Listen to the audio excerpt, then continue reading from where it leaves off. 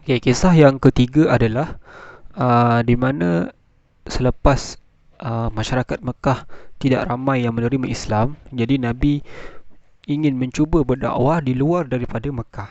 Iaitu Nabi pergi ke satu tempat yang bernama Taif,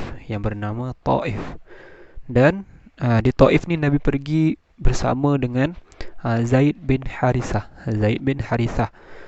Dan di sana Nabi berdakwah, pergi ke rumah, Nabi cuba menerangkan tentang Islam. Nabi menyeru kepada menyembah Allah, kan, supaya tidak menyembah berhala.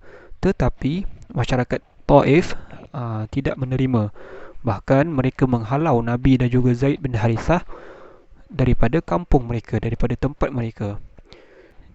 Dan diceritakan dalam perjalanan pulang ke ataupun semasa dihalau daripada Taif, uh, orang-orang Taif menyuruh kanak-kanak untuk membaling batu kepada Nabi, sebagai tanda menghina ataupun tidak menerima Nabi dan juga ajaran Islam.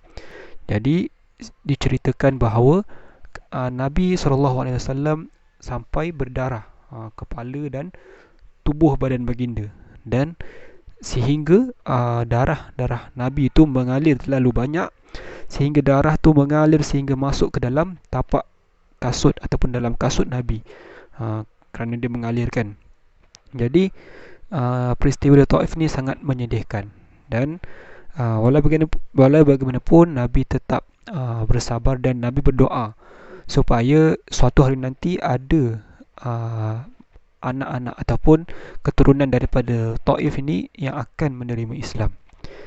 Jadi itulah sifat Nabi. Okey, baik. Seterusnya, kisah yang terakhir adalah Nabi SAW juga berdakwah dengan cara menulis surat. Iaitu Nabi menghantarkan beberapa orang utusan bersama dengan surat. Surat ni digunakan untuk berdakwalah. Nabi menulis secara tulisan, menyuruh kepada menyembah Allah yang satu, dan menyuruh supaya melakukan perkara-perkara yang baik dan meninggalkan perkara-perkara yang tidak baik. Jadi dalam usaha dakwah Nabi secara menulis surat ini, ada negara ataupun pemimpin yang menerima surat dengan baik, tetapi ada juga pemimpin-pemimpin yang menolak, bahkan menghina ataupun memandang rendah kepada Nabi Muhammad SAW. Seterusnya, kita lihat apakah kepentingan sifat tabligh ni. Kenapa Nabi ni kena bersifat tabligh? Iaitu supaya yang pertama, ajaran Islam tersebar luas. Kalau Nabi tidak menyampaikan, bagaimana Islam nak sampai kepada kita, betul?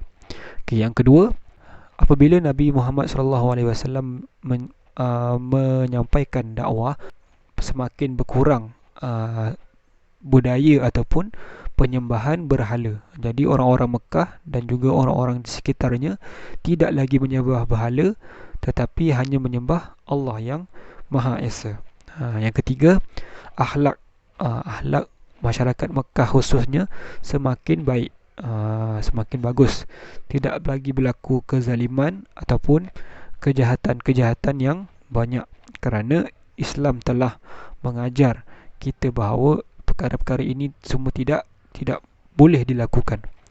Dan yang terakhir, amalan jahiliah, kepercayaan-kepercayaan ataupun amalan-amalan yang tidak baik ataupun yang tidak wujud di dalam Islam juga telah dihapuskan. Contohnya seperti perbuatan sihir, perbuatan menilik nasib, semua telah dihapuskan, ataupun telah dilarang sama sekali. Jadi kita sebagai umat Islam haruslah meneruskan dakwah Nabi SAW, iaitu menyampaikan dakwah ini selaras dengan hadis Nabi SAW tadi, iaitu ballighu anni walau ayah, sampaikanlah daripadaku walaupun satu ayat.